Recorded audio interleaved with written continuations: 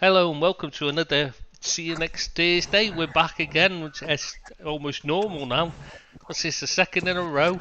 Anyway, so today we've got lucky, we've not just got Seamus at 70, 65, whatever number he is, I can't remember. What number is it again? 44. 44. 44, yeah. All the doors, whatever. No, that's not 44, is it? What was it in bingo?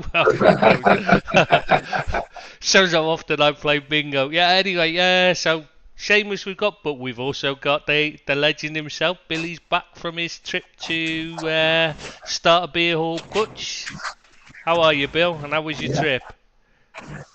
I'm good, thanks, Chris. Thanks to you, Nick. And as they say, I've been to Munchen and I'm glad to be back. Did they say that, did Munchen, they? back. Yeah. I've never known anybody say that before, so I'll take your word for it. It's a saying. Have you heard that one before, Seamus? I'm thinking if Billy knows it, it must be that old. It's probably been forgotten. No, I've never heard it, and if I'm being honest, I really don't quite understand how that's meant to be funny.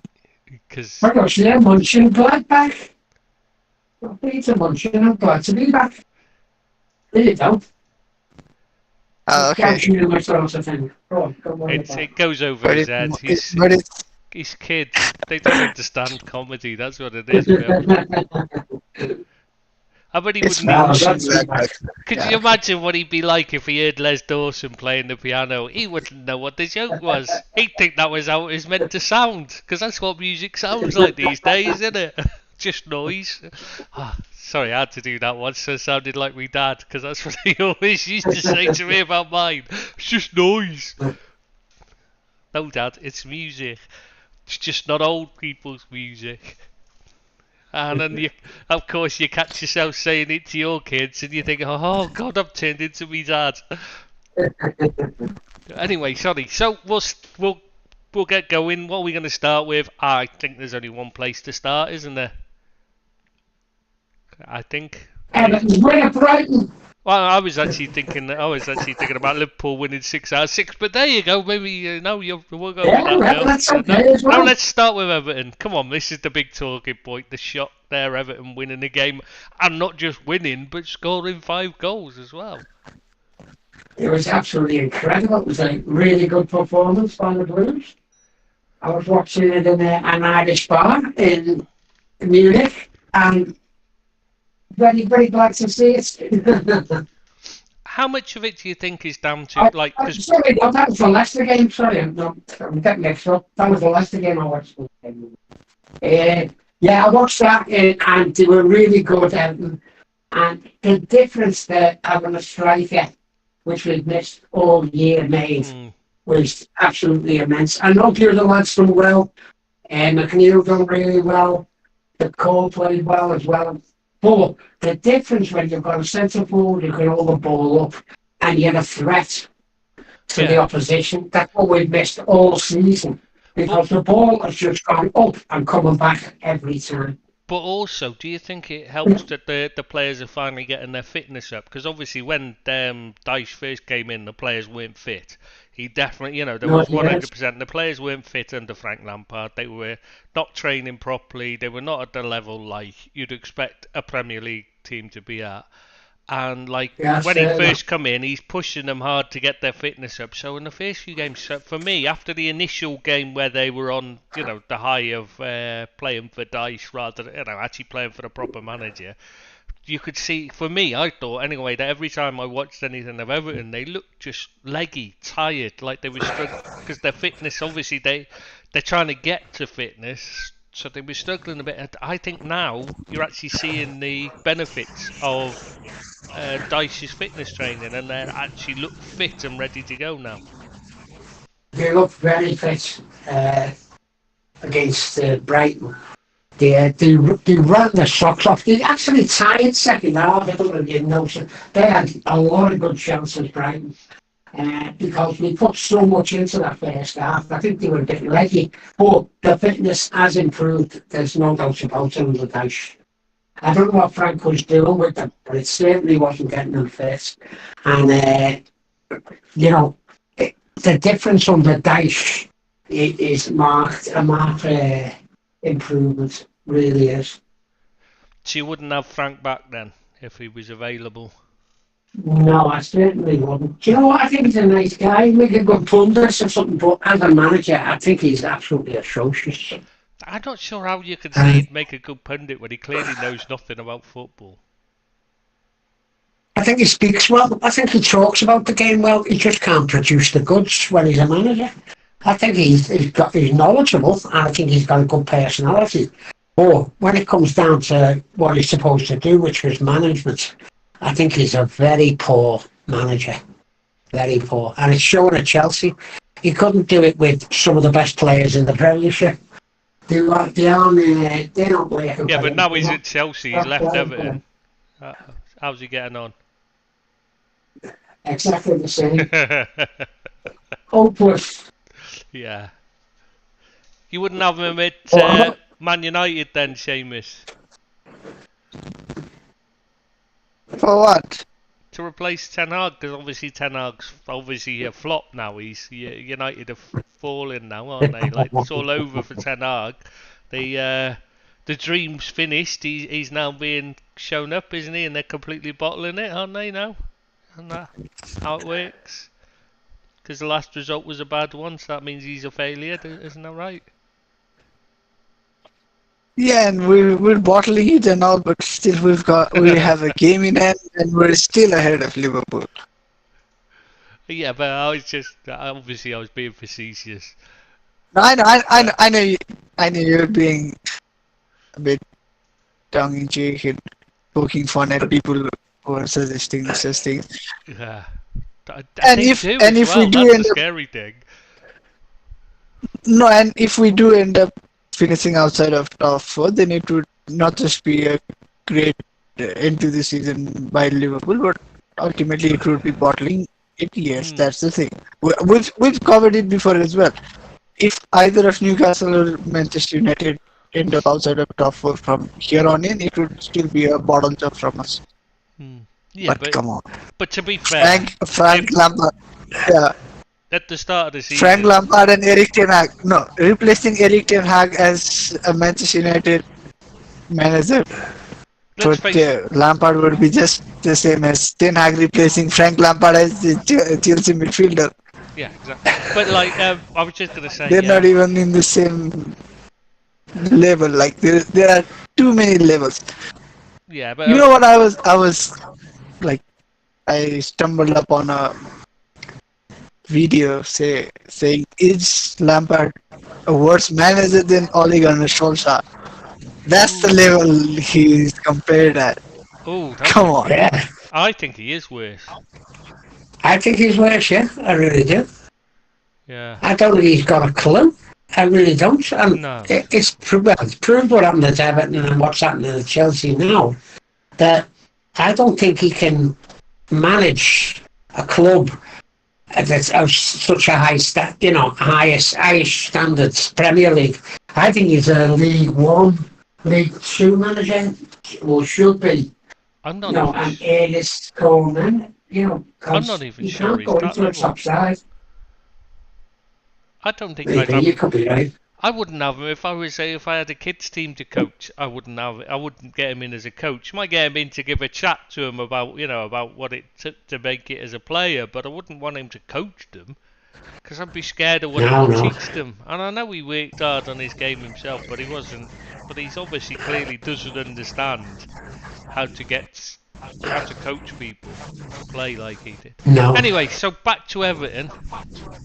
Get back to Everton. Let's tell us some more about the Everton performance. Because there's not many chances you've had to actually gush about Everton this season. So come on. Right. And I have been waxing lyrical about them this week. But it was only one game. And we caught Brighton unawares. And, as good as a performance it was, and some really outstanding performance. Jordan Pickford was very good. He made 4 really good saves in the second half there. But another thing that Dyche has finally come round to that Michael Keane can't play football, so we dropped him. It's took him a while, like, it's took him like 6 or 8 games. But you drop Michael Keane for Yerry Mina. Now, I'm not Yerry Mina's biggest fan, but he's certainly a better centre-half than what Michael Keane is. Patterson, he done really well. As the understudy to Seamus Coleman, he done really well. But Dwight McNeil had an excellent game. From front to back, he worked his socks off. Olivier Decour, he played really well as well. DCL, he played well. The whole team just clicked because we had a centre forward, which we haven't had all year, by the way. And that's the biggest outlet for us, is to have someone who can hold the ball up. I'm not saying he was brilliant, but I thought he done really well. The ball wasn't coming back like it usually does. He was holding on, bringing other players in. And even Iwobi had a decent game, because he had him to hold the ball up and then lay it off to him, lay it off to McNeil, lay it off to Decour. And we looked really good going forward. I don't think Brighton were at the best, I must admit. There was a lot of gaps that we exploited. But second half, they showed how good a team they are. They are a really good team. And McAllister, for them, I think he's a terrific player. And someone's going to get, and it could be Liverpool, a really good player if he goes to someone in the Premier League this year. I think he's a hell of a player.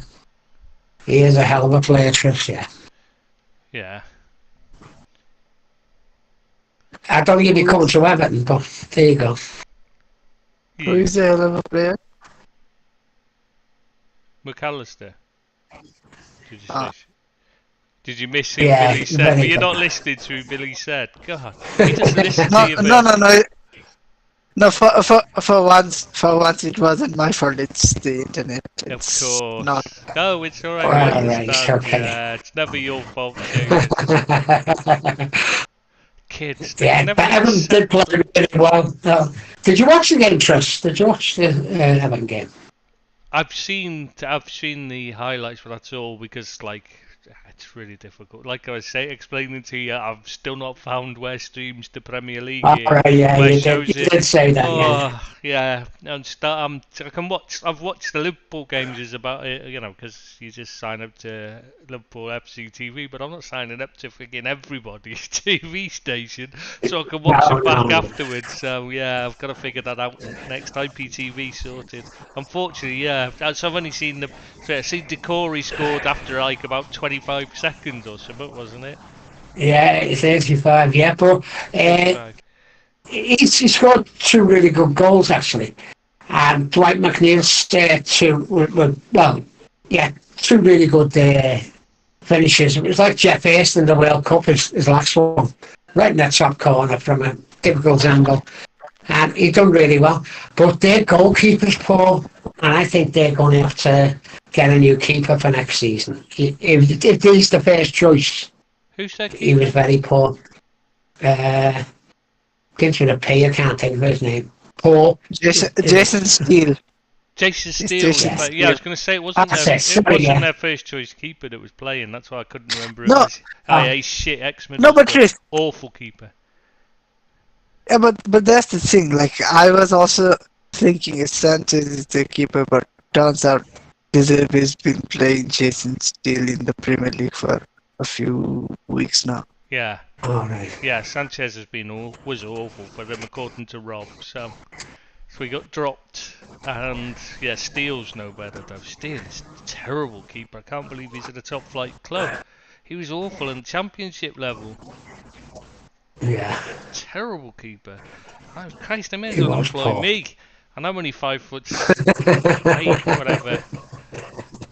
I'd be just as good, honestly. He's that bad. He's that bad. They'd even be improved by Pickford. Pickford done really well, actually. He made 4 good saves, at least 4 good saves. And he had a bit of a stalker, actually. Yeah, I knew you were going to say that.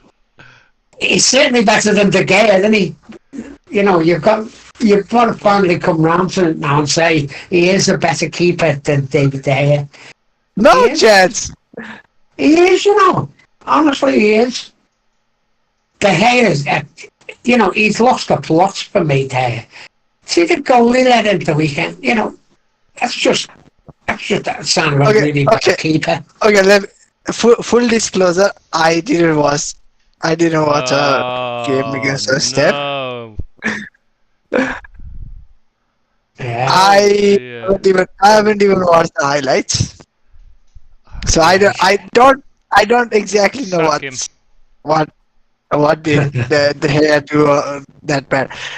But the Sevilla one that you were hard on De Gea with. Yeah. I've said it before. If Maguire is playing, De Gea is like not even half the keeper. Maguire makes De Gea horrible. If it's not, if Maguire isn't playing, then De Gea is a lot better with the ball. I don't think Maguire played though, did he? Against against Sevilla. Listen. No, it's against Sevilla. It was Maguire. Against West Ham, it was Shaw and Lindelof. Yeah. Yeah. So I thought Lindelof. What did I say? Lindelof? Oh, every keeper makes mistakes, and it's common knowledge. It's common knowledge that De Gea isn't great with the ball at his feet. No, he can't. That's his weakness. That is his weakness. That and coming out for crosses and stuff. He doesn't command the box well. But I am finally coming around to the idea that maybe it's time for us to move on. Oh, 100%. Yeah, I'd say so. Everyone. 100%. Has to be. De Gea, us. And he's on big money, isn't he, De Gea? Isn't he one of the highest paid players at United? 200k, isn't it? 200,000 a week. Yeah. Reportedly. 200? Yeah. Yeah, 200,000 a week. 200,000 a week. That's all, but it's quite a commitment from him, and it's almost half his current salary. Who is it? De Gea's. Oh, right, okay. He's on 375. Is he, yeah? Oh, is it 375? Ah, right. I thought he was only at 200. I knew he was one of the highest paid players at the club, but I didn't know. I thought he was down at 200. No. When he signed this contract, I think he might have been the highest paid player in the league. Yeah, I think you're right. Actually, to be honest, thinking about it, that sounds amazing. I think he's absolutely awful. If I'm thinking about it correctly, I think somebody just mentioned 200,000 on the Man United site as if he took a pay cut. Oh yeah, he did, yeah. That's what it was. That's where I've got that in my head from. That's where that's from. Oh, right. That's an amazing amount of money for a very poor keeper. I think he's a poor keeper myself, and I think he has been for the last 2 years. But he's a good shot stopper. He's very much like Pickford. Ball with his feet, poor crosses, and is a saver of your shots. Yeah, that's what he does. That's what Pickford if you get does. him in the right team, I think De Gea, I like Pickford. They're fine. You put them in a team like Sunderland team that Pickford was in. They're fine because all they're having to do is save shots, and that's all they need them to do. You know, a Sean Dyche team will do the same. Sam Allardyce, another one. He'd be fine for Sam Allardyce, De Gea, but put him in a team like Ten Hag's team, and he's just not suited. You know, be like you've got to play the ball from the back. You get rid of them. You don't have keepers like that for a team like that. No, you don't. No matter how good his shot stopping is, he just isn't good enough for the team performance. Anyway, you've got to be more than just a saver as a keeper now, haven't you? You've got to be able to play the ball and pass to your fullbacks or midfielders, whatever one is available. Like, it's not just about hoofing it like a lot used to. Yeah. Yeah, but you have to consider one thing when you like say, oh, he's hugely overpaid and whatever. He is, yes, and we shouldn't have been paying that much to him. But when we signed him up for this deal, he was arguably the best keeper in the league, and definitely the best player in the club. Yeah, that's the issue. Hey, that's the problem. Just like Salah got a bumper new contract this summer. but he's still scoring goals, mate. He scored 30 again this season. No, but I'm saying even if he let's say next season he has a thinker and scores 10, he scores 10, shit, only 10, 15 goals. This is, yeah, I know what you mean. But that wouldn't be. I wouldn't have given him the deal either, so I can see what you're saying. I'm with you on that one. It makes sense. It might make sense at the time, but yeah, and to expect too much sense from our previous administration would be. Yeah, true. I guess it would be stupid. Yeah. After all, it was Mr. Edward Woodward. Oh, yeah, big Ed. What a great football man he was. His so knowledgeable. Yeah. Yeah. Anyway, should we just run quickly through the other results before, and then we can talk about anything that pops up when we're doing them. We got Saturday. It was no. I just want to say one thing. Chris. Okay. Everton have been quite poor for a few weeks now, right? Yeah. And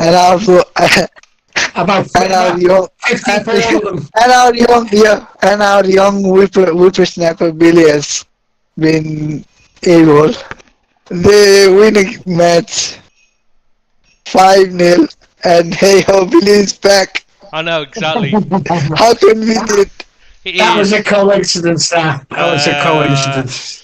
It's funny. It is. You're right. It's convenient that he was missing until they get a win.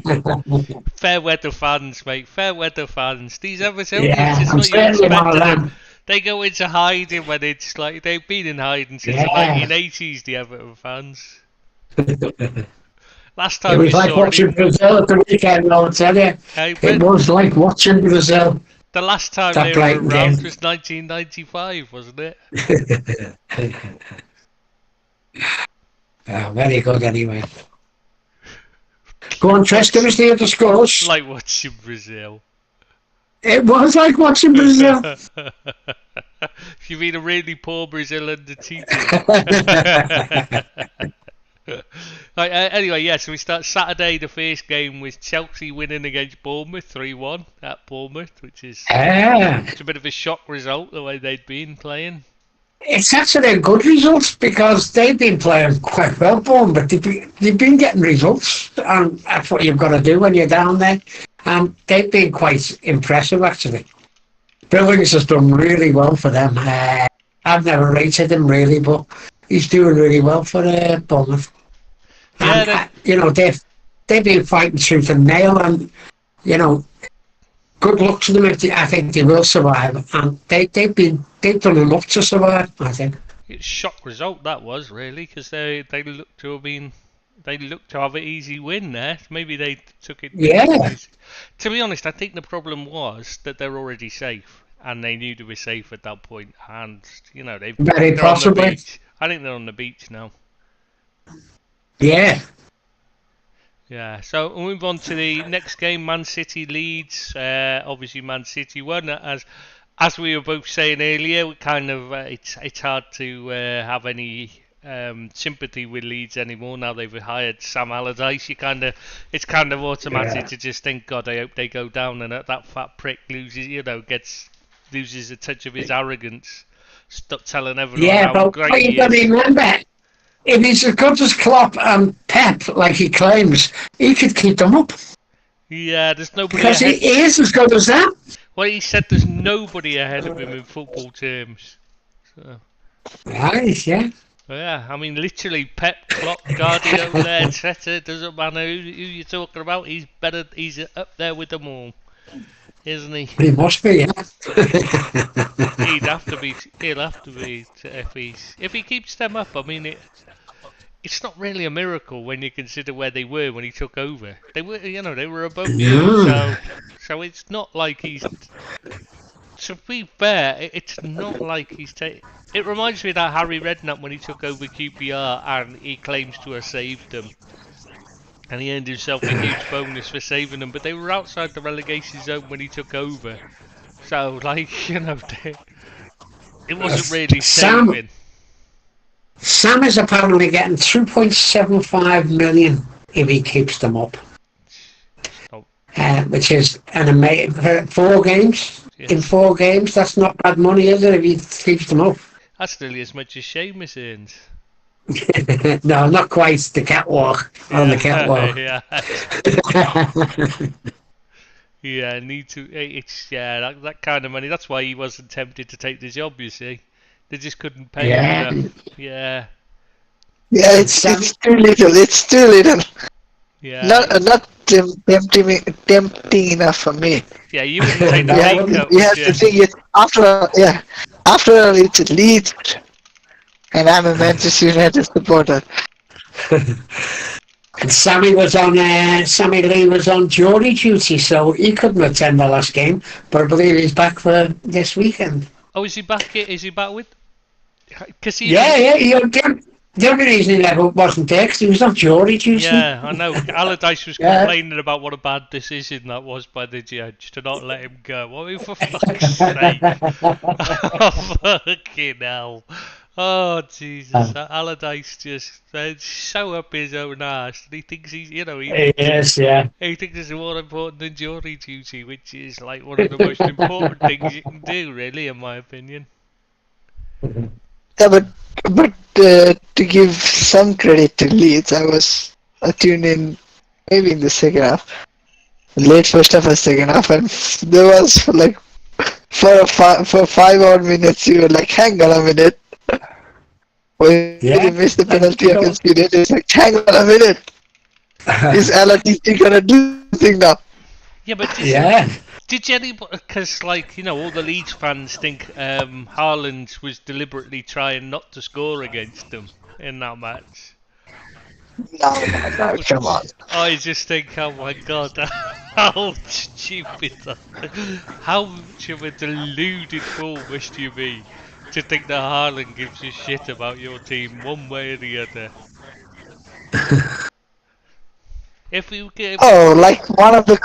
It might have been one of the commentators or some kind of expert or pundit, someone saying Leeds is his hometown club. Oh, come on. Yeah.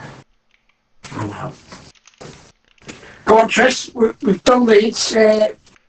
Next was... They got beat 2-1. Yeah. Spurs, another shock. Spurs beating Palace 1-0. Yeah, that was a bit of a shock. I put that down for a draw.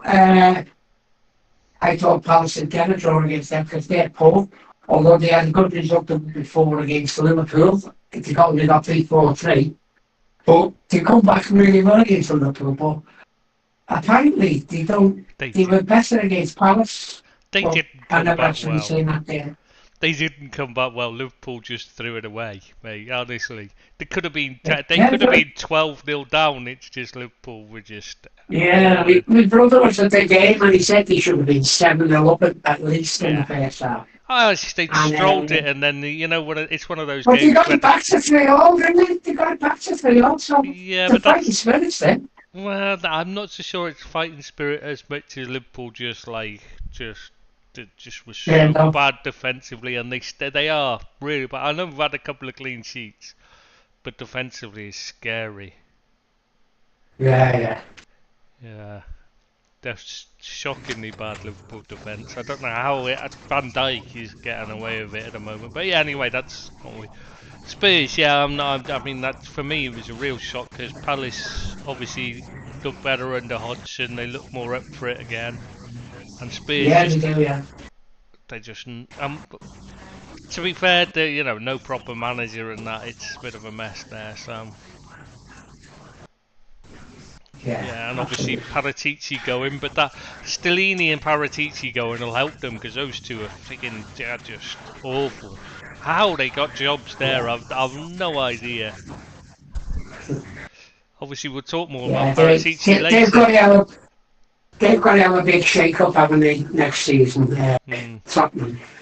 They're going to lose a couple of players, and they're going to need a top quality manager. So, well, their setup's got to change because Paratici was their sporting director. They've got rid of him, so Yeah, obviously not through choice, though I don't know why he's in this. I mean, he's just it's astonishing. Sorry, I don't want to get into it too deep, but he's just an awful choice in the first place, and I don't understand why why he was there anyway. But like, now they've got rid of him, they might actually become a better team and actually stand a chance of getting. Yeah, you've got some good players actually.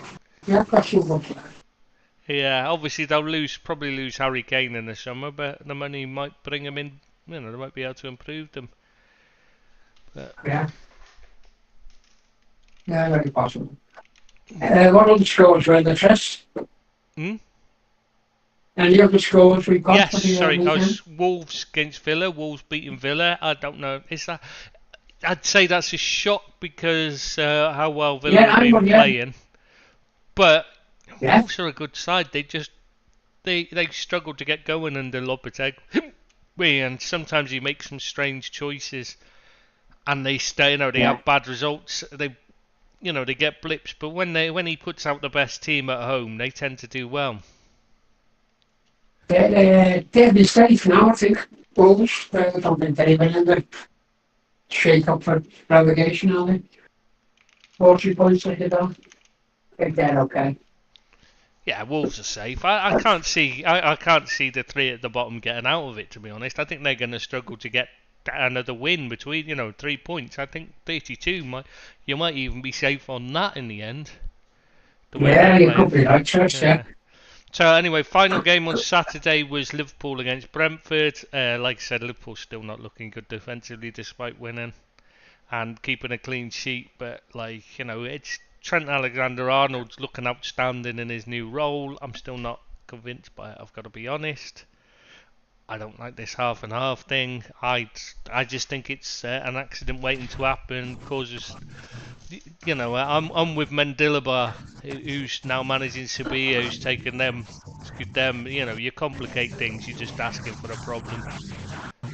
And I think that's what'll come at Liverpool if they carry on using this. Somebody will just figure out how to destroy it, rip them apart.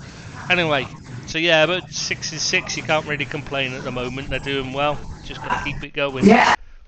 Do you know what I'd like to say? I thought I was a bit disappointed with Brentford at the Liverpool game. I thought they were physical at times, without being dirty. They were physical. But there was a lot of rolling around. And even from a player I really admire the centre forward. He's really good. Tony. And yeah, Ivan Toney. But there was a lot of play acted in that game from Brentford. And I was a bit disappointed with them, to be honest with you. I think they're a better side than that, to do that. And I was disappointed with Brentford. That's what they do, mate. Yeah. That's how they play. Sorry, go on. Yeah, but I was looking at one of the stats, and apparently Brentford are the worst team at wasting time. Oh, yeah. Or would it be best at... Yeah. All right, I have never seen it like that. Like, I haven't. Would it be like they're the best at time wasting or worst at time wasting? But yeah, like they're the team that wastes most time in the league. Oh, and yeah. Also, like I think they're also one of those teams who don't have really that much to play for anymore. They're not getting Europe, and a top 10 finish is secured for them. Yeah. But that was what I was feeling. That was what I was feeling when I watched that game. They were just that little bit was missing from the game.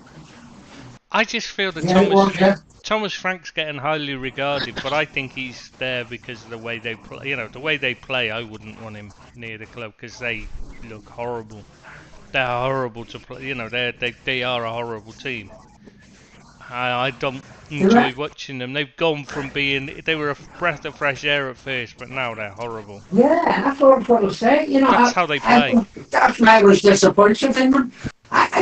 They can't play football, and as I say, Tony, I'm a big admirer of this.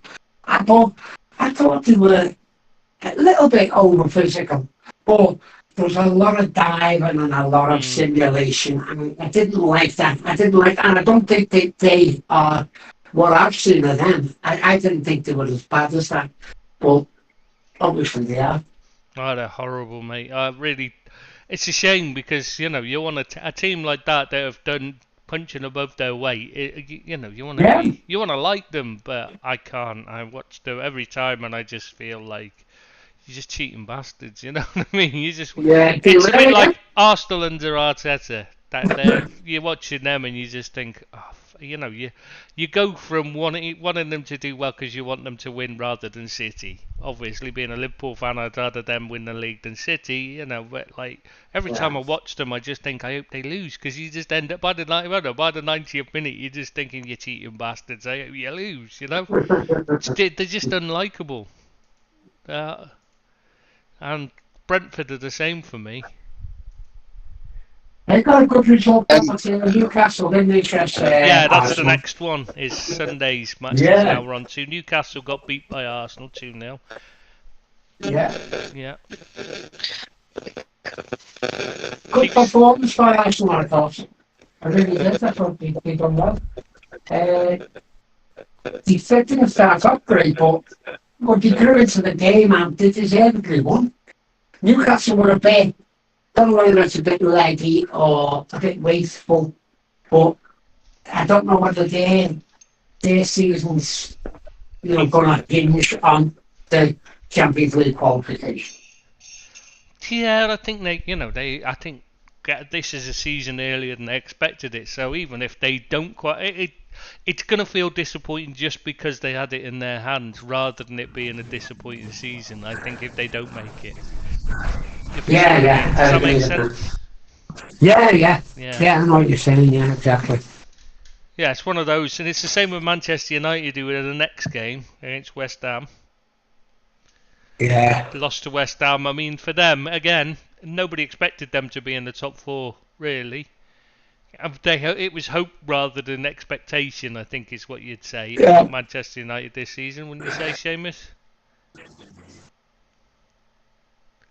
But like you said with Newcastle, when you're at this stage, you're gonna be feeling really bad if you missed out. Yeah, but it isn't a bad actual season though. Even though it'll feel it is the problem. It'll feel terrible. Yeah. I wouldn't consider this season a failure if we ended up finishing fifth, but I would be quite disappointed with the end of the season. Yeah. If you know what I mean. Yeah, because they'll have bottled it, really. It's like you were saying before we started. They will have bottled it, but at the end of the day, they'd had a far better season than anyone expected, so you really can't complain. It's tough. It really and also, is, it's not a foregone. It's not a foregone conclusion. It's not like we're now chasing from behind or anything. We're still ahead of Liverpool. We still have a game in hand, and also we have. If Liverpool end the season winning 9 games on the trot, then you have to just raise your hand. It's tough. It doesn't matter. It doesn't matter which teams you play. It doesn't matter what the opponents are. Maybe you play Palace and Brentford and they're already at the beach because they've nothing to play and what. But you're still playing against tough opposition. That's the thing. Yeah. Yeah, Brentford maybe don't have that extra step in the game, but still they're not just gonna lay over and roll around. They're there to hurt you if you don't play to your strength. Yeah. Even Spurs, who are clueless, toothless, and everything, almost got a point from Liverpool. And I'm not trying to knock Liverpool. I'm just saying you still play against decent teams and good players. And if you end up winning 9 games on the bounce, then it's fair enough. Yeah, you can't really argue with that, can you? Because that's like half a season.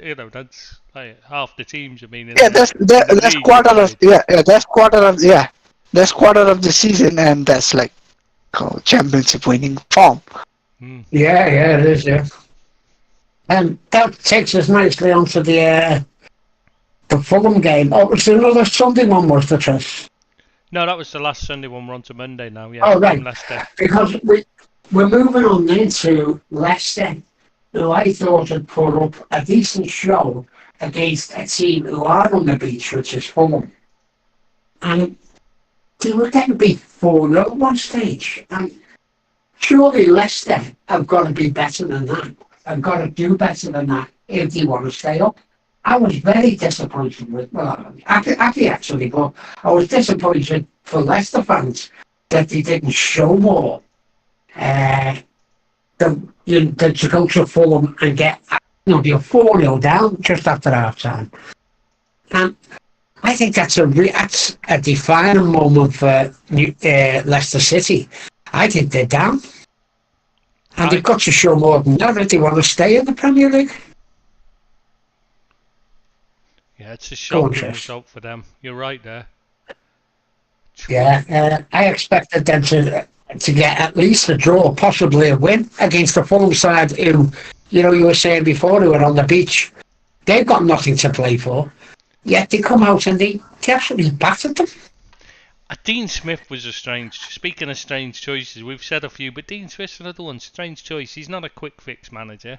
And Leicester were in a position they needed a quick fix manager.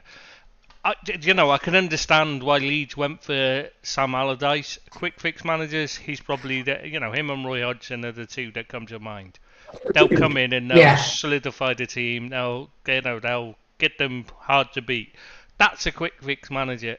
Dean Smith, no, I don't say he's not. And that's what they needed. And the only thing I can think of is they've brought him in so that if they do go down, he can bring them back up. Otherwise, it doesn't make any sense. Yeah, possibly. No, it doesn't, no. Very strange. But they were disappointing. They were very disappointing. And I think now, after that result, I think they're down. They certainly... like I said, I can't see any of those three getting 32 points even. I think they're going to struggle to. Yeah, I think you're right. I think Everton need one more win. And we play Wolves and Bournemouth after the City game on Sunday. And to be honest with you, I think Everton, if they get one more win, they're absolutely safe. I can't see the others. As you said just before, they could even have enough points now with what the fixtures that the other two have got. Because I think Southampton have gone. Well, they are down, aren't they, basically? Yeah. Down. Yeah, so we'll speak about. I'll go back to the Everton result because that's the next one. Obviously, they beat Brighton 5-1. Does everyone still think De Zerbi's the greatest manager in the world and better than Potter? Because as everyone keeps telling me, he's much better than Potter and he's improved them. I think he's done well. See it. I still don't see that he's improved. I think he's done. I think the job he's done since he took over. It was a bit of a shock that Potter went for me, but I think he's done well. But that was a shocking result for them, and they didn't seem to be at the races in the first half. And that his level. I don't know. I don't think he's the greatest manager. I don't think he's the worst manager. I think he's just one of the mill. But I think he's okay. But he's not the best thing since sliced bread, you know what I mean? But there you go, that's what I think.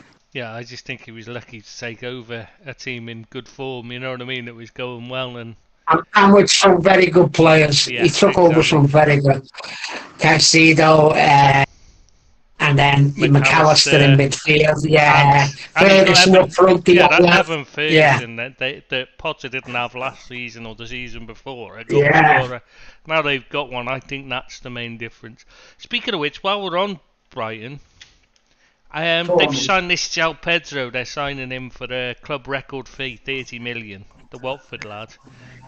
Okay, I understand young lad potential and all that, but is it showing that they're changing their signing policies under the new regime? Because obviously they've lost most of their technical staff to other clubs in the summer and that. It's not just Potter who went, and over the course of the season they've lost pretty much everyone. I mean, Brighton what's his name went to Newcastle obviously last season, and then since then this season they've lost loads of others. One's gone to Chelsea, obviously. Is it Winstanley? Went with Potter and a few other. Yeah. Anyway, they've lost. Chelsea. Dan Ashford left for Newcastle. Winstanley went to Chelsea. Yeah, that's Potter's coaching staff also left. So now they've got David Weir in there as their technical director, and he's obviously in charge and chose to do this signing of João Pedro. Do we think this is the right way to do things? Do they need to start paying out club record fees and start looking at bigger signings, or is this a mistake changing the policy that served them so well? But is this a symptom of what's to come this season? I think Caicedo might move on, and I think McAllister might move on, and they're getting in first to get someone to replace them. I think the two of them could well be on the way. He's not a replacement for them. A replacement for, to push the side up. Yeah, I know he's a forward, or to get a big name in like that, so the fall from grace isn't as bad when they do let the likes of McAllister and Caicedo go. Is there a formula for that? I don't know. I was just wondering why they go for him, I just get a feeling that they're trying to be ambitious and step up and take the next step, and I don't think they've got the fan base and the income to do that next step. And I think they'd be better just sticking with what's working until they build up the fan base a bit more, which obviously will happen. The one thing that made me laugh is I've forgotten what I was going to say then, never mind. Anyway, so I think it's just a bit soon for them to be trying to take this next step for me. Yeah, maybe that's De Zerbi that's part of the future with him rather than what with Potter. That he wants bigger names to the club or more dynamic people and more, he was left with Potter left him. It was a very good side, by the way. And maybe that's him flexing his muscles to say, I want these players in. That's the only thing I can think of, Seems a strange choice, though. I mean, he's not really one that jumps out as being, as being a star player. You know what I mean? When you're looking at, he's not a name that jumps out to you and you say he'd be the one I'd look at in the Championship. He's a very odd to spend a club record fee on. Yeah, I can see that. Yeah. I don't know what you think of him, Seamus, but I wasn't that impressed. I mean, he was all right. He was a good player. Don't get me wrong. He had clearly potential, but he didn't stand out as being someone that I would want to spunk a club record fee on. If there is a type of player Brighton should try and go all out for and break the record, their transfer record for and all, it should be an out and out goal scorer. And I don't think João Pedro is out and out goal scorer. A good player, but not a out and out goal threat. Yeah. He's a bit like Richarlison. Yeah, that's a forward, but not a striker. Yeah, that's how I see him as well. And I know they've got Ferguson now, who's a striker and scores goals, but you need more than one. Because what happens because he will go through a rough patch where he'll stop scoring, and you need someone to come in then and take the score the goals for him, for them. But or maybe he gets injured like he is right now. Exactly, and he's only a kid, so there's a good chance that it'll happen. Kids do get injured. It's the way. It's part of growing up. You pick up little knocks and that. Anyway, should we move on to the final game of the weekend? Because obviously it was a bank holiday weekend for some reason. Something was happening in the UK, but I'm not sure what. I must have missed that news. Oh, yeah. Yeah. So anyway, But the final. nothing happened. Nothing significant happened. It was just another episode of Coronation Street. There was something significant happening. Everton won. That's significant. Yeah. That doesn't happen very often, mate. That's big news. Yeah. So yeah, Forest beating Southampton. I mean, not being funny, I know the Forest fans are ecstatic over how great it was, but they beat Southampton, who are by far and away the worst team I've seen in years in the Premier League. They're truly god awful this season, despite having good players. And they only beat them 4-3, and they struggled to that win. It's not that.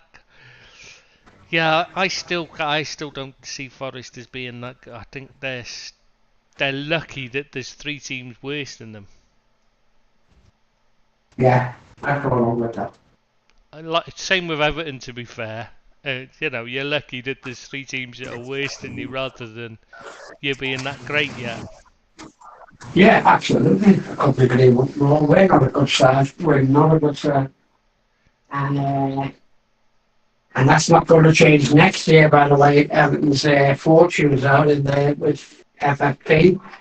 I think we could get a point stack deduction, a transfer embargo, possibly a massive fine as well. So it's going to be the same again. But that's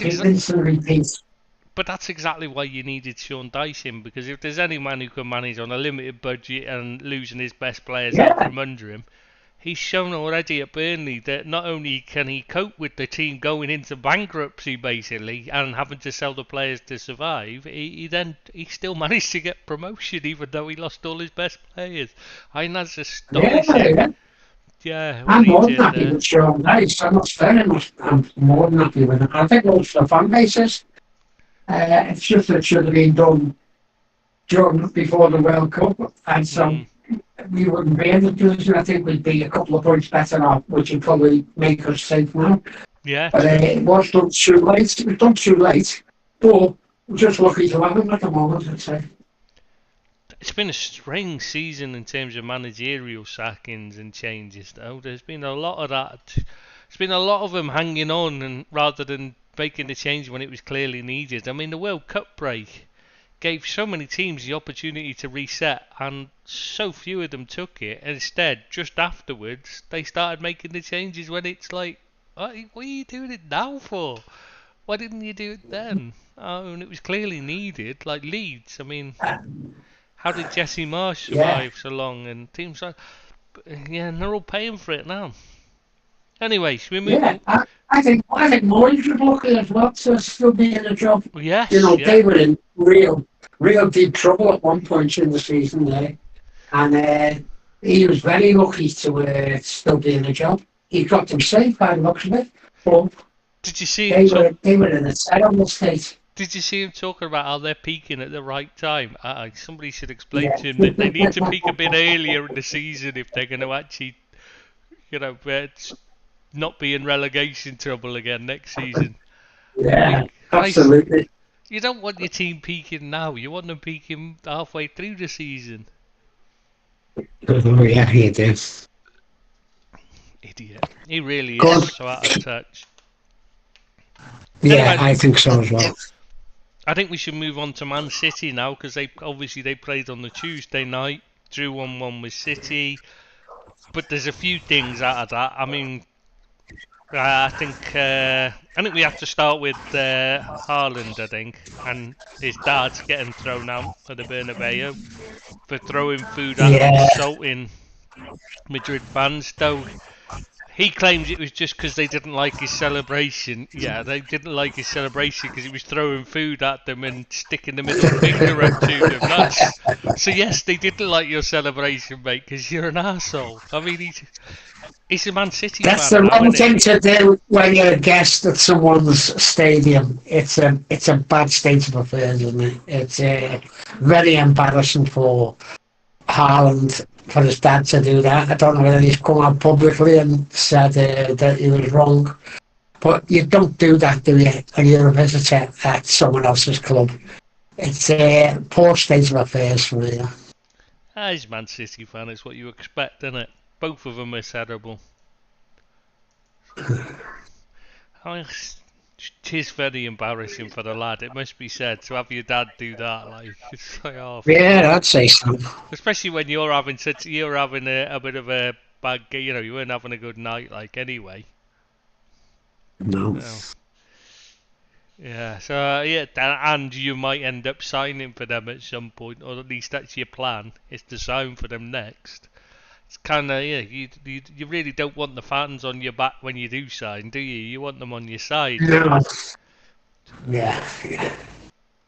Do Speaking you of think which, he'll end up at Madrid, Chris? well, that's his plan. Yeah, that's what he wants to do. That's what even his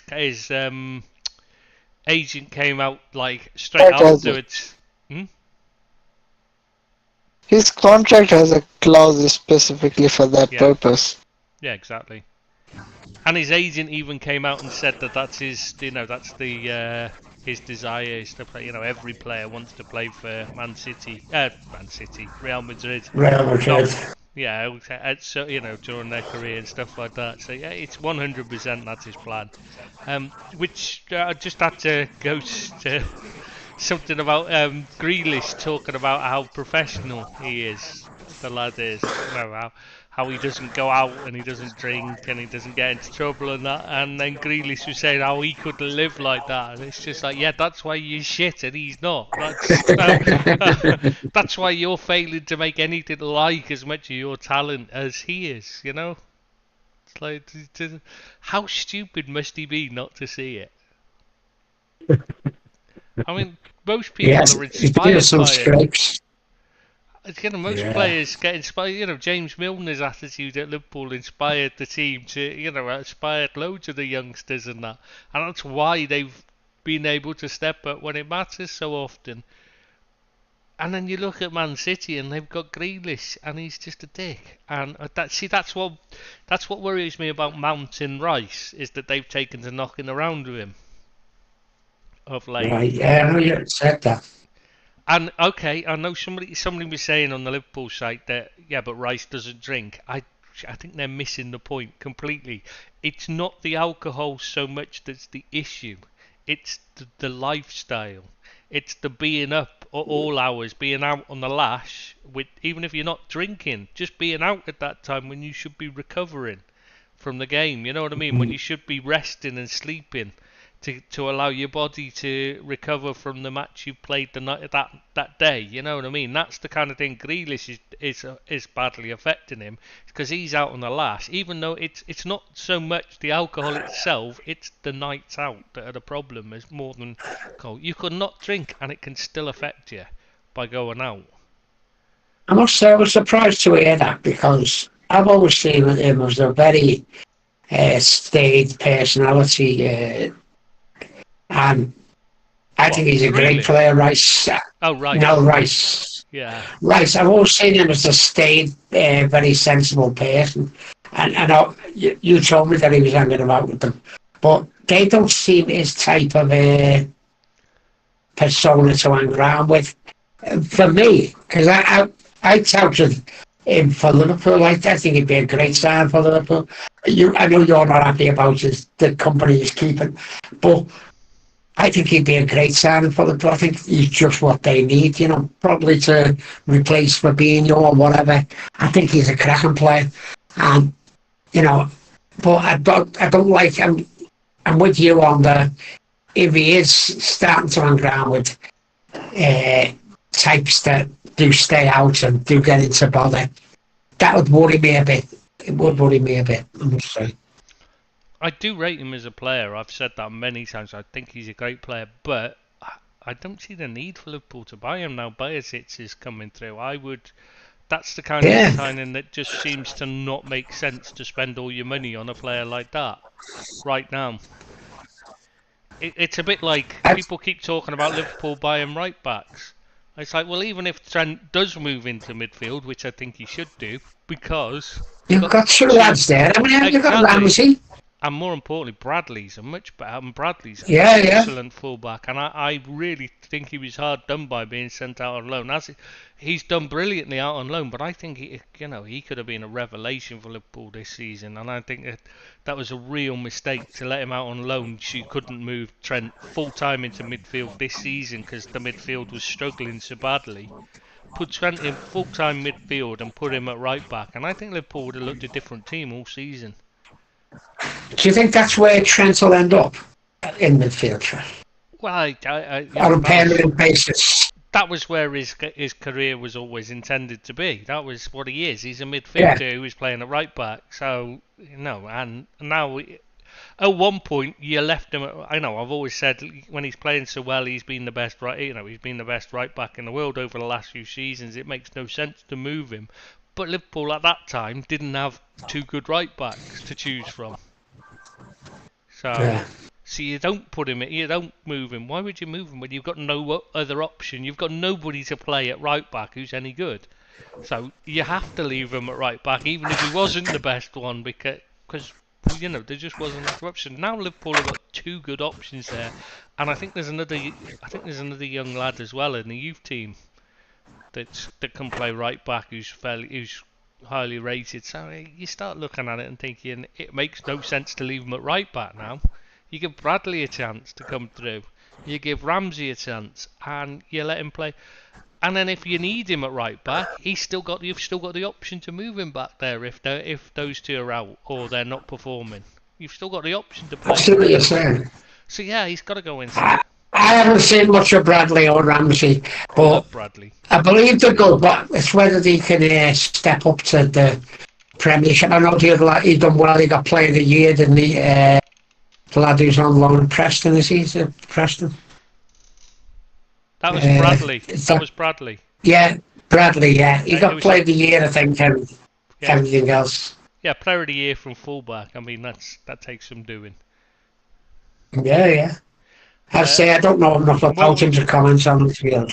Morton's played well at Blackburn.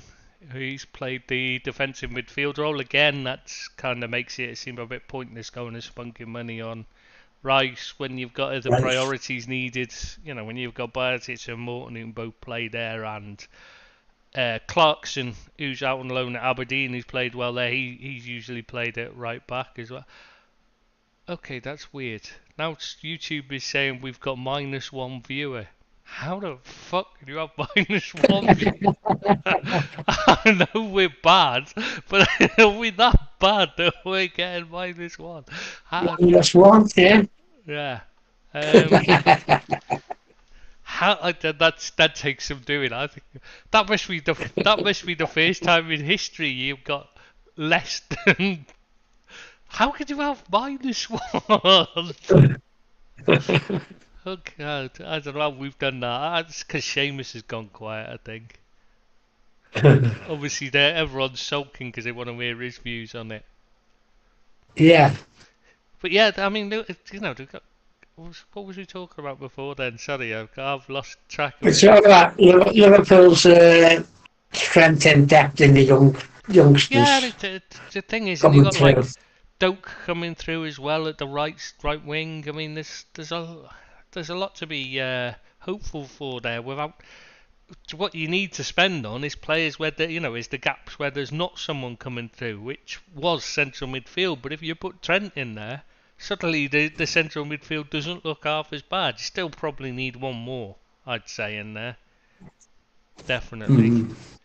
One more, just who can give the, I wouldn't say a youngster though, someone like McAllister would be perfect, I think, to fill the spot, or Rabiot. I'd be happy with Rabiot, or even both of them. A bit of experience there with Rabiot, and but it's centre half. That's what worries me. Yeah. Van Dijk just looks finished to me every time I watch him. He just scares me. He's had a poor season, Van Dijk. He was poor last season as well, mate. He hasn't been good since he's come back. Yeah. Yeah, it's a big miss for you though. And who are you going to get? That Ugarte, is that the lad who they're looking at? Yeah, he's midfield though. Again, he plays the defensive midfield role, similar to Rice, you know. Yeah. So, yeah, I'm not so sure that's what we really need. We need, like I said, I think McAllister is ideal. But other than that, I don't know. Yeah, it's defence. We should just be going all in on Gvardiol. Wants to play for Liverpool, desperate to play for Liverpool. He keeps trying, you know. I mean, he couldn't be more obvious about wanting to sign for Liverpool. He keeps talking about going to the 2005 Champions League final and how he loves Liverpool all the time. He keeps talking about it. I mean, you know, if he's a left-sided centre back, Liverpool haven't got one. Van Dijk is a right footer playing on the left. He's really not ideal there. You really want, if you can get one, is a left footer there. He's left foot, and that's him.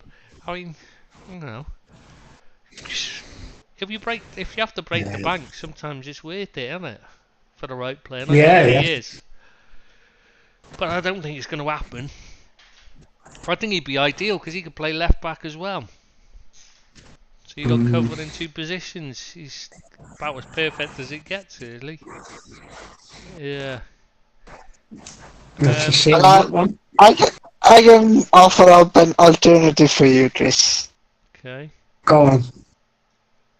Brings experience, has not just experience, No, has played in World Cup. He's not left. He's not left-footed, mate. So that rules him out. No, he's left-footed. He's left-footed. Both his feet are like left foot. Yeah, that's true. He's got two left feet rather than one, hasn't he? That's a fair point. Yeah, I'll give you that one. But no, we won't be signing him. I don't think we can afford him, to be honest. Bit out of our budget, I think. Someone like that, mate. You think you're stuck with him for another season, and he's too important to the side to let go. He's said that himself many times. You know, it's important that he. Yeah, but the thing is, he's so important to the side, and even Ten Hag has come out like, oh, he's got a role to play and all. He's so important to our team that he's behind a makeshift centre back in Luke Shaw. He's not. He doesn't even start ahead of Luke Shaw, and Luke Shaw is even in his great, apparently very good seasons, great seasons, he's not a defender. Yeah. I don't know a single Man United supporter who has ever said like, oh, Luke Shaw is a very good defending left back. He might have had good games, good seasons, but defending is not what Luke Shaw is ever renowned for, and yet he's a better defender than Harry Maguire. Yeah, I have seen a few say. Do you think Harry will go, Deeps? Do you think he'll move on, or do you think he's going to stay at the club? I don't think it's as simple as that, because we just can't. It's not simple as just saying, oh, we're going to sell him. We need someone to buy him. You with us? Hey? Deeps is... We need someone to buy him. Have you gone deaf, Bill? Is that what's happened? Has old age hit you? Something happened there. Are we offline? What? I think maybe his hearing's gone. Hello? Or maybe his internet is giving some issues now. No, maybe the bug has traveled from... I think the bug has traveled from Nepal. Oh no, his hearing's gone. It's old age, it's hit him. His battery and his hearing aid's gone. Charge your hearing aid, Bill. No, he's gone. Can you hear us, Billy? Because you were speaking and he was saying, Seamus here there, and I'm like, he's talking. Oh, no, it's definitely his headphones must have packed in. You know the earpiece bit. Yeah, but to answer what Billy was asking, who is gonna actually come in for Harry Maguire? That's the issue. Nah, exactly. I think he's stuck with him. I'm worried we might be. Maybe someone from a foreign league, but then it'll be on high wages for them, I would think. Yeah, I mean, teams like Everton that you'd normally offload players like that to can't afford them at the moment. And Newcastle and Aston Villa seem to be a bit more sensible. Hello. Hi, Bill. Hello there. Hello. Can you hear us? Angel from my Have you charged nightmare. up your hearing aid? Am I back yet? No. Yeah, you're back. You're fine.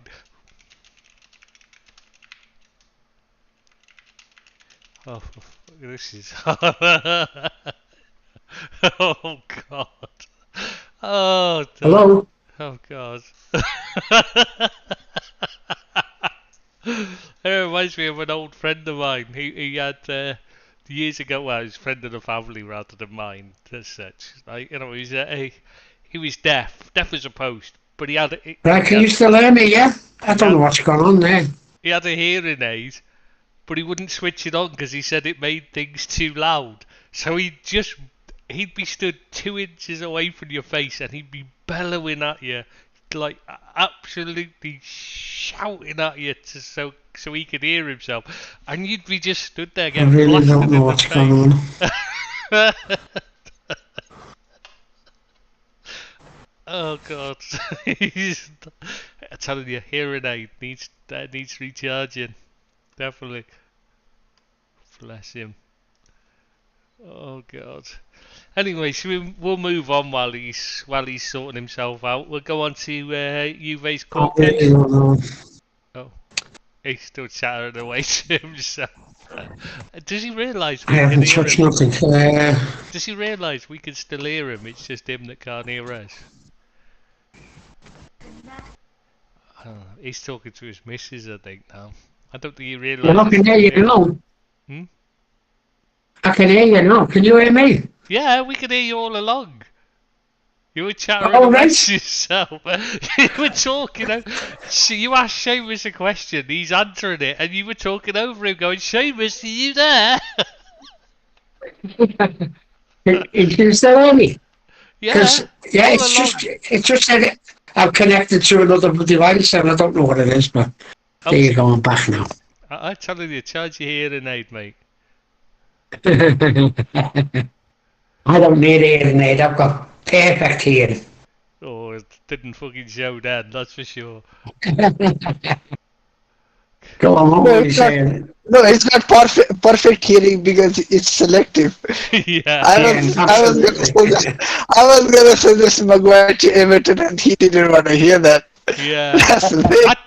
He's just, it's too much time being married. He's got selective hearing, so he can miss hearing anything important his missus says to him. Like any jobs he suggests he has to do, like decorating around the house. It's so he can not. Oh, sorry, love, I didn't hear what you said. No, I didn't know you asked me to do that. Oh, I'd have done it if I'd known. I wasn't doing anything. You know me too well, yeah.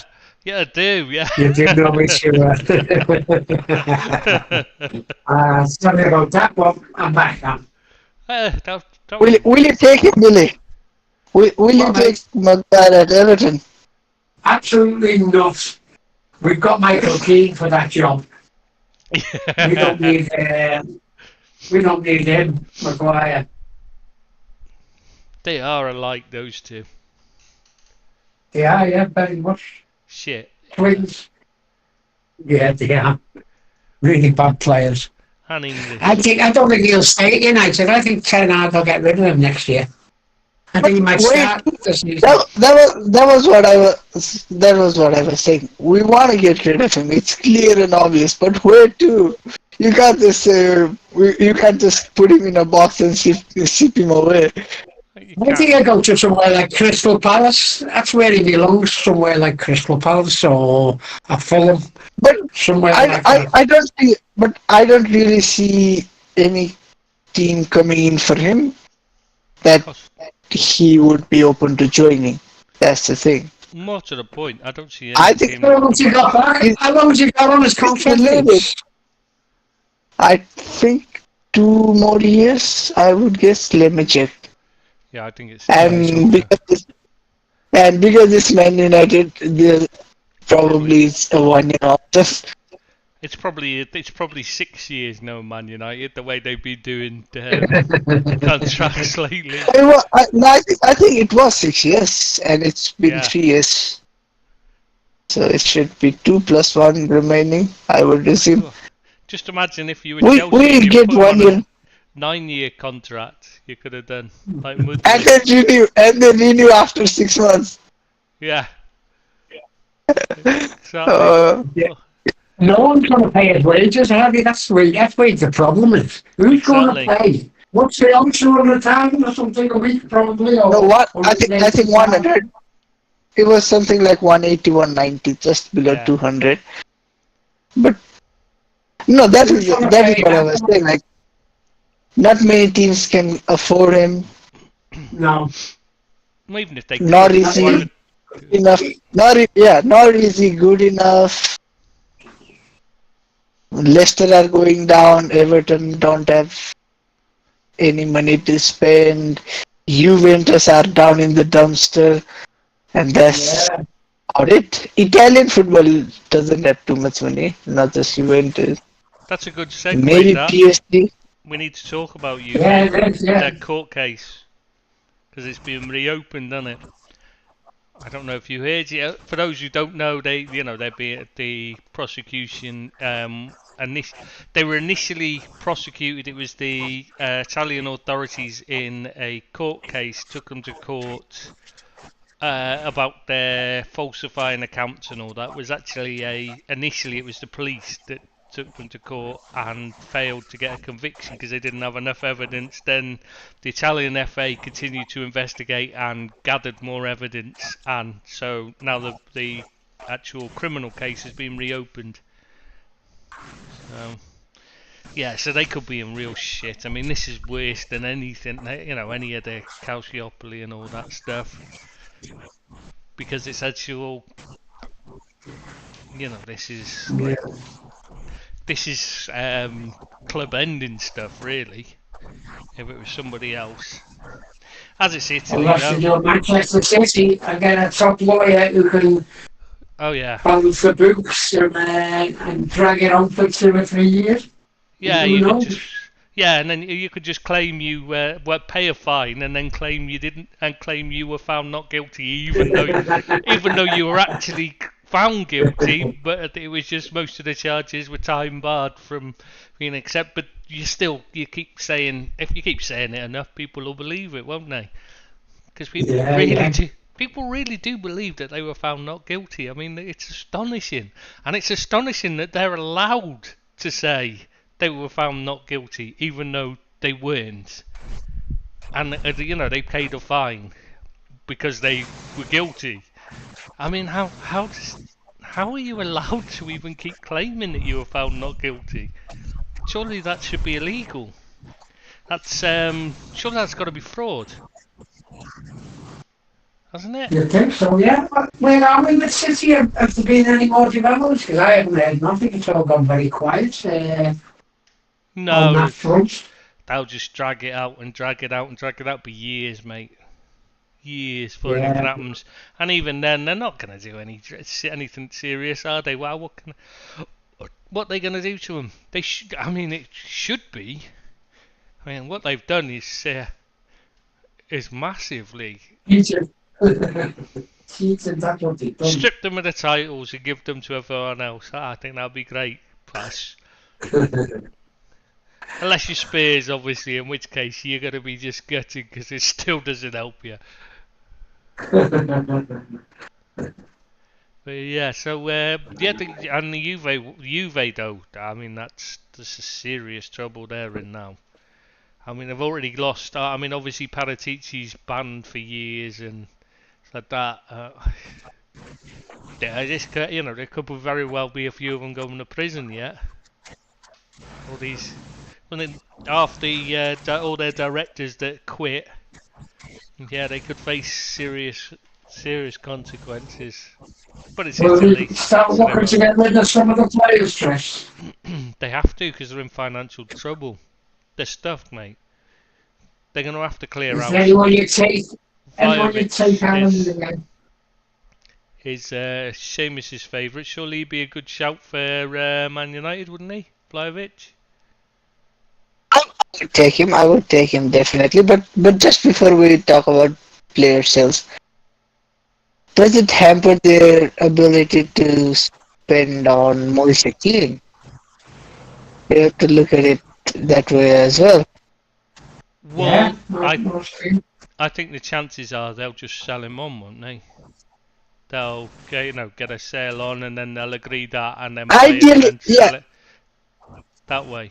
Ideally, they would want to do that, yeah. But still, for now, they're stuck with him. For now, at least, because they have to buy him.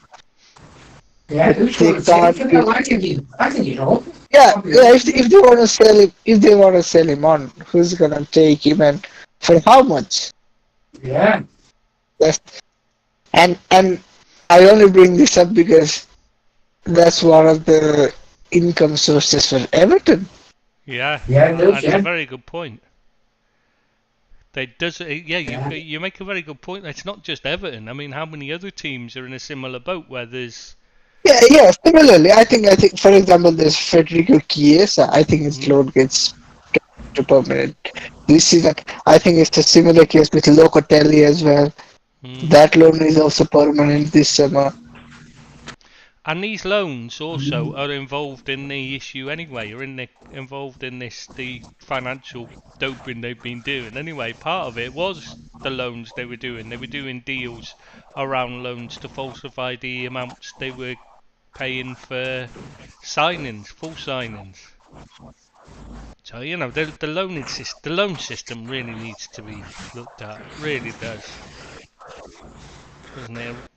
I keep saying it, and I'm still stand by it. I'm going to keep banging the drum. They shouldn't be allowed to loan anybody anywhere. No club should be. Unless it's an emergency. Yeah, but even then, I mean, you should have a youth team for that. You know what I mean? If you're a professional club, top flight professional club, you shouldn't need to loan anyone. And if you do, then you're badly run, and you need to look at it. Yeah, no, but there can be sometimes maybe an outbreak of some sorts, or maybe all players in a certain position get injured and all. Well, then you have to make do, mend. You know what I mean? That's just the way it is. That's sport. It's a bit like, if you go to the Olympics and half your team goes down with food poisoning the night before you actually take part, and you fail to win the medal you should have won. It's just tough shit, isn't it? It's life. It's part of it. Or you get injuries, see your squad's decimated. It's the way it works, you can't, you don't get another chance. You just, the Olympics only every 4 years. In football, you have next season. So what's your issue? Just get on with it, don't you? I think it's football tries to, thinks it's too important, and it's just, at the end of the day, it's just a game. Get on with it. If you can't make a squad up from the players you've got there, then games can be called off anyway. Can be postponed. So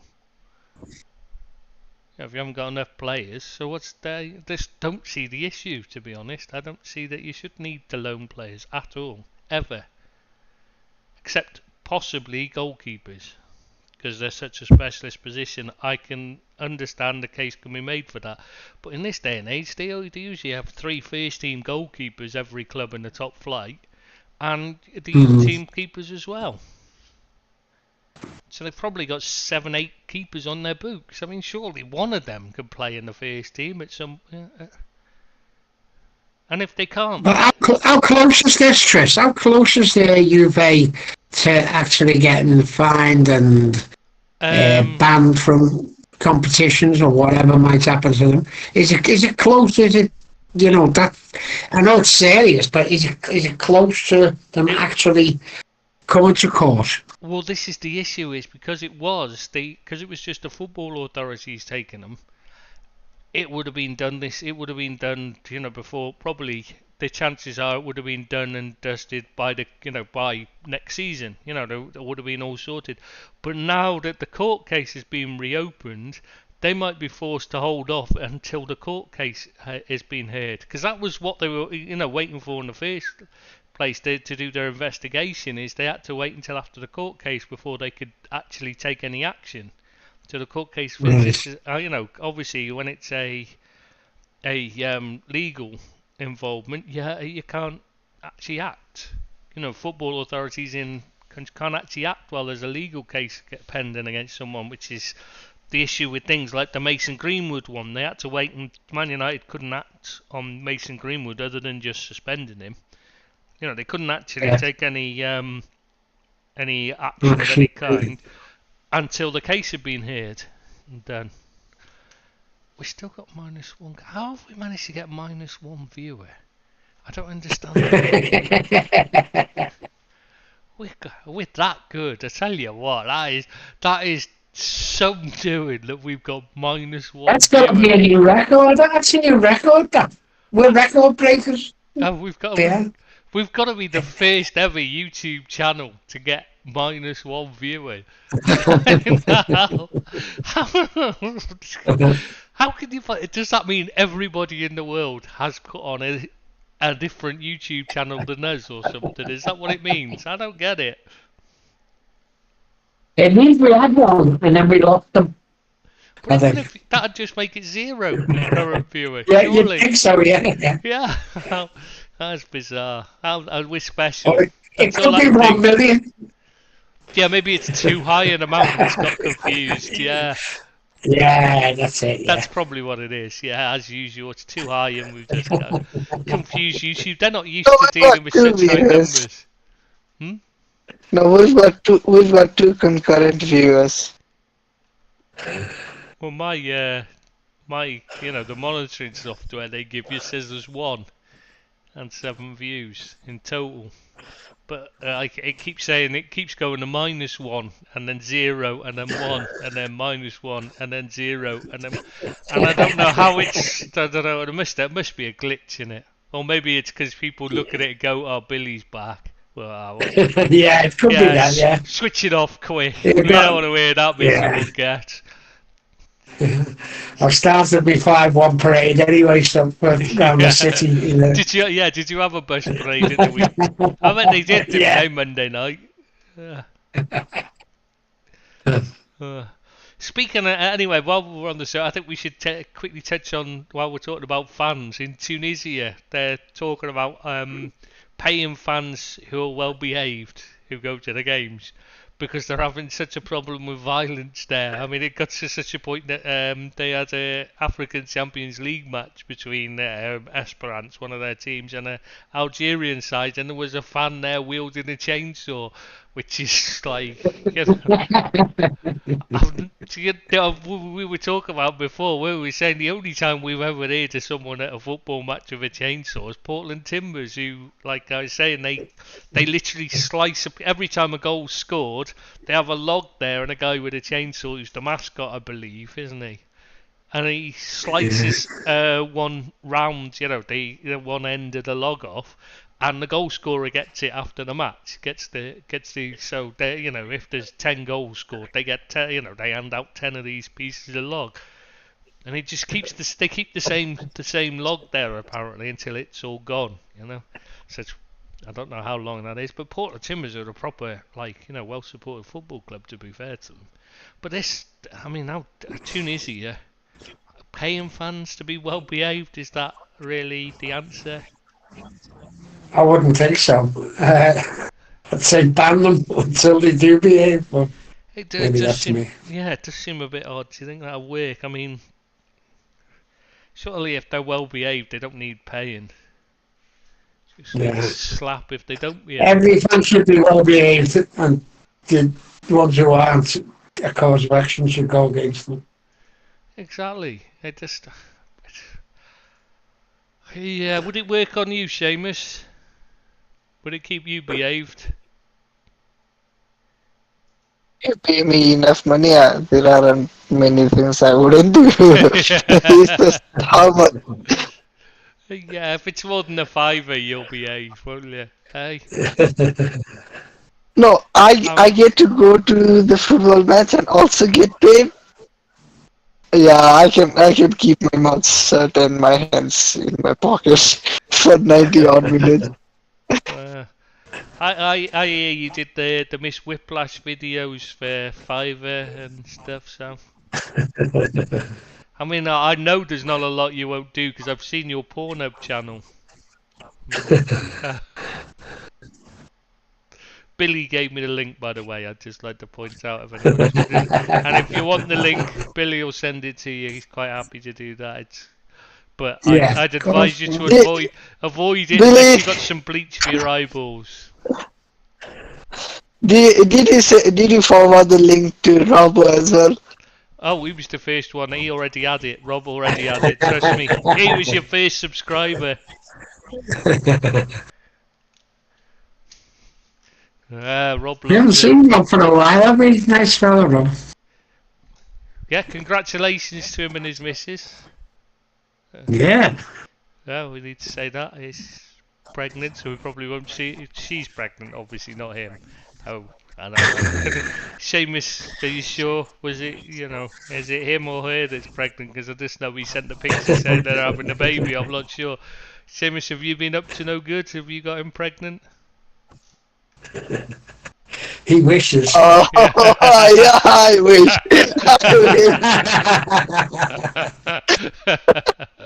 Oh, bless you. Oh, man.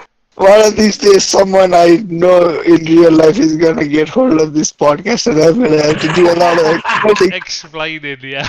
Oh, I'd love to hear that. I just want to hear what his missus has to say when she hears it. Poor guy. Man, he's got some explaining to do. It's a good job. It's a good job a lot of what we talk about goes on after the podcast finished or he died. and also it's a good thing that we have -1 views. Yeah. For now we're in the clear. We can say what we want. We can do what we want. Nobody's gonna view it. Yeah, no one's going to complain, are they? Yeah. Yeah, nobody's gonna report us. Because rest assured, if we had enough people viewing us, we would have been kicked out of YouTube maybe half a decade ago. And we only started 4 years ago. It's shocking that they still allow us on their site. I mean, you think we'd have got banned years ago. Obviously they don't listen to us either. Is there anything else, Trish, we've got to discuss? Nothing I can think of. If you two have got anything to discuss, anything you want to talk about, anything we've missed. Championship, do we talk about Championship, Burnley and Sheffield United getting promoted? I can do, if you want to talk about them, yeah. Sorry, I missed. Yeah. Either of you watched any games, actually? Oh. Because Company signed a new contract as well, didn't he? Yeah, he signed a deal. He's done very well, actually, hasn't he, Company? I didn't think he'd do as well as what he did, but he's done really well, and, power to the man, you know what I mean? He's really come up trumps, and they've won it easy, haven't they, And, are they going to do any good? I don't know, in the Premier League. They've got a bit of money behind them, haven't they? No? Yeah, I believe so. But it's still Burnley, isn't it?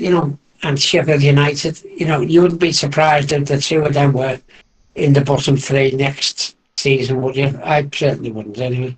It must be difficult to attract players to Burnley, to be fair. It's not got you've not got... you're going to have to sell them on it being Vincent Kompany in charge. Yeah. Because it's not like a place that you want to go and live, really. I suppose you can say, yeah, but you're close to Liverpool, Man United, Man City, Everton. No, well, maybe not Everton. Because there'll be a division. I can't name most of the players. The players they've got now? Yeah. No, I can't think. I mean, who's You know, I know a few. I know a few who are still there from last season. Some of them that might have stuck around, like Jay Rodriguez, for example. I know Ian Watson plays left back, but that's about it. Yeah, they got the I Matson mean, stay Chelsea lad. yeah, Isn't they don't have too many players that have caused much of noise in the championship. It's your Chuba Akpoms and Victor Gyökeres of the world that have more noise around them. Actually, I heard yesterday that this season is only the third time it's happened in the league that the three who come up have survived, who come up last year, have survived, that hasn't come back down. Only the third time ever. Well, it hasn't. Apparently. Well, it hasn't actually happened yet. I mean, let's be fair. No, In the championship, there's only Forest who can go down. Yeah. Oh, obviously, it looks that way. It looks like Forest, Bournemouth, and Fulham are all going to stay up this season. But Forest still aren't out the woods yet. Looks like Bournemouth is safe, but Fulham is safe. Totally. But Bournemouth are safe. Bournemouth are safe. Fulham are safe. Are they? I can't remember. I couldn't remember. I think I know Fulham definitely are. I wasn't sure whether. But Bournemouth are basically safe. Bournemouth have 39 points, and I think that's... Are they 39, are they? Oh, then they're safe. Yeah. Yeah, they won't go down. I think, let me check. I thought they had less. They've got 39. They've got 39, so they're they're well safe, yeah. They're well safe. Yes, there's only Forest in danger, but yeah, you would have to say the three in the bottom three now look like the ones going down. I'd say so. And I've been saying that Everton will go down, but that result midweek against Brighton, I think that might have just saved our bacon there. And we've got Wolves away. We played City. I don't think we'll get much out of that, but you never know. And then we've got Wolves, who should be on holiday, hopefully, the week after away. And then the final game is Bournemouth at home. But there's no gimmies in this league. No gimmies whatsoever. So, you have to look at other games. But you have to look at other games. Leicester have Liverpool at home, Newcastle away, and West Ham. Yeah. And Leeds have Newcastle at home, West Ham away, and Tottenham. Oof. Yeah. So chances are between the two of them, they may not win a single game. Yeah, I think they're going to be lucky to pick up a point. They might do, but I don't they might sneak a win as well. I'm not saying it's not going to happen, but you wouldn't be surprised if you wouldn't put Leicester and Leeds didn't win a single. Yeah. No. Yeah. Unless Ivan Toney. A hard game for Leicester. I think even Ivan Toney. What? Go on. I think even Ivan Toney doesn't put money on this. Yeah. I don't know about that. Nothing's happened with him yet, has there? I thought it'd been more to the fore, that case. Yeah, exactly. I'm also confused why it hasn't. Maybe they're looking at half a season or a full season ban or whatever. I don't know. It's quite shocking. I know it takes a while, but surely, the guy, they must be able to do it much quicker than this. I know in the past they've taken forever to make these decisions, but surely they have to speak. But he's not even denied it. Yeah. Hasn't he accepted the charges already? It's like a huge number of them, and it's affecting the results of the season. So surely they've got to act quicker. And it makes no sense. It's not fair on the rest of the teams in the league either. This isn't just one team that's being affected. It's 20 teams that are being affected by this. So, yeah, they should be making these decisions quickly. There's absolutely no reason for it to take this long. And I know this has happened in the past. It did with Trippier and that, but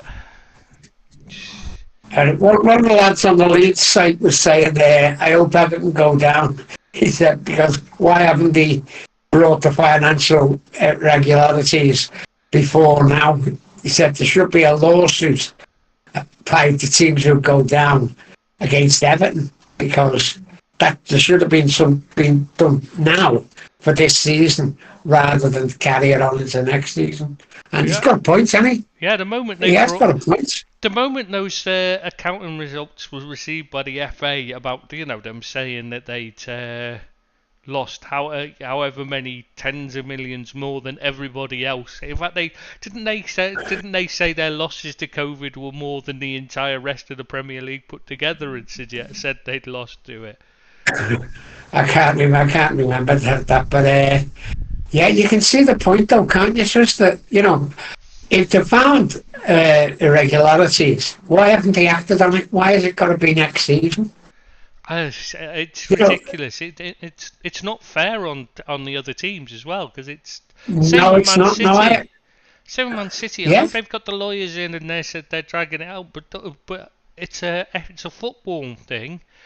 The lawyers shouldn't be relevant. They should be able to overrule the lawyers, because it's not a law court and they don't have the same legal requirements, of burden of proof as you do in a law court.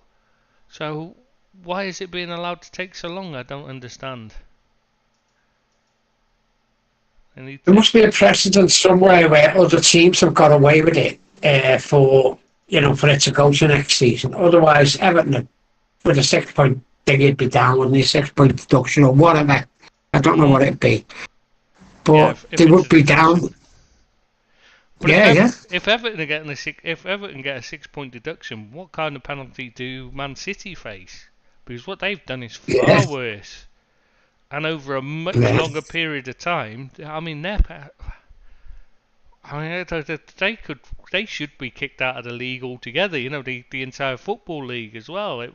If Everton's is relegation, and they've got to be out of the league, surely, for what they've done. But they have got to act on these things, otherwise it's a waste of time having FFP, isn't it? Unless they actually act on it. And I'm saying that as an Everton supporter, that any other team, you'd want them to, pay the dues. If they've been found guilty of something, it should be that season, really, shouldn't it? Well, if you got rules, I don't want it, but it could be, yeah. If you got rules in a sport, you've got to enforce them. Otherwise, it doesn't matter whether. And if you disagree with them, then you change them for the future. But you have to enforce them as they stand at that time, and as quickly as you possibly can. Otherwise, it's affecting the sport and integrity of the competition. Yeah. Now, according to Everton Football Club, there's been no financial irregularities. They're going to say that, like City do, you know what I mean? But Everton are vehement that they haven't broke any rules, and it'll be proved that they haven't. Well, yeah. Whether that is the truth, we don't know. City say they were innocent even though they were found guilty, but we were found innocent. No, you were paid a fucking fine, you imbeciles. How can that be found innocent?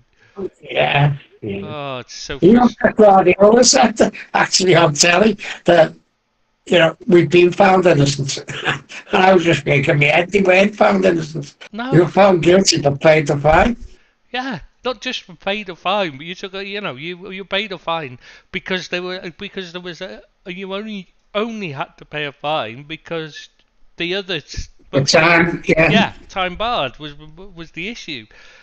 But you were still found guilty of them. You weren't found innocent. They were just time barred. I mean, and so you only had to pay a fine. But you paid a fine, so that means you've admitted guilt. Otherwise, you wouldn't pay. Yeah. So the moment you've paid a fine, you're accepting guilt. But it's like when you're in court. If you take the punishment, you accept the punishment rather than appealing. They didn't appeal; they accepted it. They paid the fine. Yeah. So the moment they did that, they've accepted guilt. But Pep actually said on Sky Sports, and I've seen the interview with him. He said we were found guilty, not guilty. And I was going, you weren't, like, you were found guilty but got away with the time bar. It drives me mad, this they that they keep claiming innocence. It shouldn't be allowed. That what they're doing, to me, is a form of fraud by keep claiming innocence when you know you were found guilty and you were punished for it and paid a fine. Paid the punishment. Yeah. You've clearly not been found innocent, so how can you keep saying you were found innocent? It should be they should be punished for that as well. That should be an immediate punishment. I mean, there's no reason for that to take time. There's no reason for that to be allowed. For you to continuously keep denying the truth is just ridiculous. Maybe Pep should work on a conspiracy site.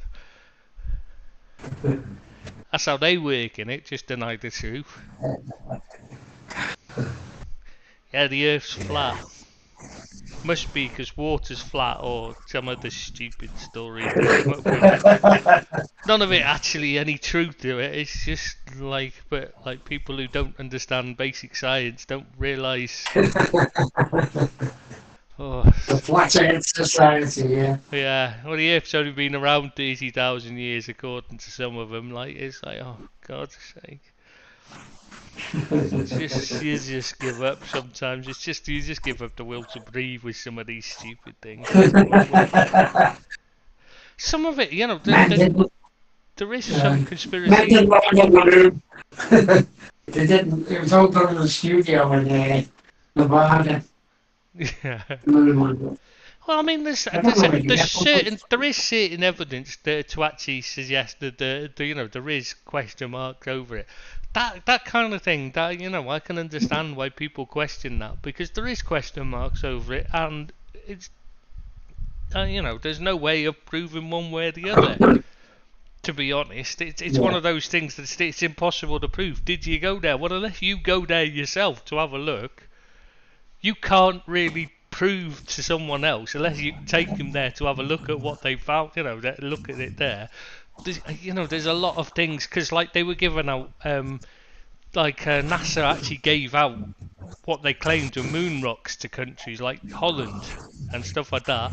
And now they've admitted that what they gave out wasn't actually moon rocks and were just rocks from Earth that they gave them. So Blackville rocket rocks. Yeah, but I mean, there's things like that. They just, you can understand why there's question marks over it, and you can't really prove it. It's one of those things. So there's an argument to be made, and that's why that's an interesting conspiracy theory. But some of the other ones, like the flat Earth and all that bollocks, I mean, they're just nonsense ones. I'm not setting up cheating. Yeah, exactly. A Man City are being hard done by. Yeah. Because they were innocent, honest. Yeah. Sorry, I got sidetracked then. It's no wonder we've got -1 viewer, really. See, that's a conspiracy. How we managed to get -1. See, that's a conspiracy. We need to look into this, mate. They're obviously conspiring against us, YouTube. Even when we've got people, and we know there was somebody listening because somebody that was watching it because he was typing in the live chat at the bloody time it was saying -1. So we're telling you, there's a conspiracy going on. YouTube is denying us our views. I bet we probably we might be getting hundreds of thousands at every single one, but it's taking them off rather than adding them. You see, that's what it is. You don't want to pay us. That's what exactly. It is. Pay us. We could be earning a living off this, mate. We could be all three of us. We could be making our living off podcasting, but they're denying us it. It's a conspiracy. I'm telling you, YouTube is scamming us. Well, we're going to have one less editor now because I'm going to go get me tea. So I'd like to thank both of you and anyone who's watching for today. And thanks very much, and I shall see you next week, boys. Good to have you back from munching, Billy. Yeah, thank you very much. Yeah, take care, mate. I will do. See you next Thursday. Right, is there anything else you want to talk about, Seamus? See you next Thursday. No, I'll take See you next Thursday, guys. Okay, then I'll take it. That's a no then. So see you next Thursday. Bye all. Take care. Yeah, bye-bye.